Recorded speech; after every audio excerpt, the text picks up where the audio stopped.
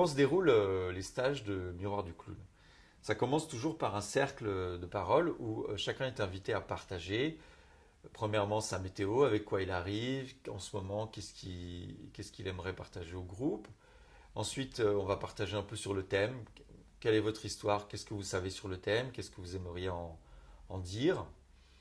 Et puis ensuite, je vous demanderai de partager quelle est votre intention. Qu'est-ce que vous avez envie de vivre pendant ces quelques jours de stage. Et donc la quatrième chose qui est la demande. C'est-à-dire comme j'ai plusieurs casquettes, c'est de savoir un peu quelle est la casquette avec laquelle vous me coiffez. Qu'est-ce que vous attendez de moi? Et donc ça se formalise dans une demande où il y a un je et un tu. Je te demande, hein, je vous demande. Et dans ce cas-là, il y a un je qui s'appuie sur un tu. Et donc, moi, je sais à quel endroit je suis pour vous, à quel endroit vous me mettez. Après le cercle de parole, on fait un petit échauffement corporel et l'objectif, c'est de développer la sensation de soi, développer les sensations, de dire comment pouvoir nommer et sentir comment je me sens. Qu'est-ce qui est présent ici et maintenant pour moi? Donc ça, c'est un petit échauffement corporel. Ensuite, on fait des jeux relationnels qui nous permettent de nous mettre plus dans la relation, de briser la glace, d'être plus en confiance avec le groupe. Et tout ça, c'est un processus très progressif, hein, d'apprivoisement, de création d'un contenant qui va nous sécuriser.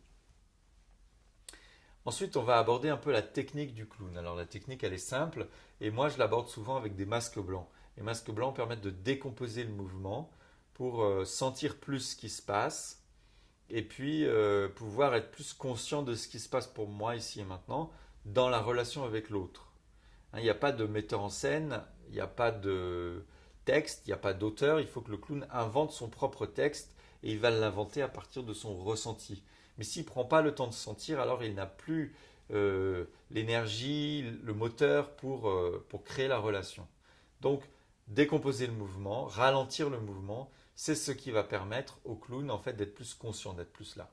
Et ça, moi je le travaille avec les masques blancs pour avoir plus de temps et s'accorder plus le temps de ressentir. Ensuite, souvent il y a la pause déjeuner pendant laquelle vous êtes invité à vous maquiller, à vous costumer. Et ensuite l'après-midi, on fait des impros sur des thèmes, sur des structures que je vous propose en lien avec le thème ou avec l'énergie du groupe. Et là, la créativité est sans limite. Faire un stage avec Miroir du Clown, c'est aller à la rencontre de soi-même à travers son personnage de clown. C'est se donner la possibilité de créer un personnage au fil des stages et que ce personnage-là soit comme un miroir de soi-même avec lequel on va s'expérimenter. C'est vivre une intense expérience de groupe qui nous permet de créer des liens authentiques, de nous reconnaître, de nous découvrir et de partager sur qui nous sommes avec des personnes qui sont dans la même recherche.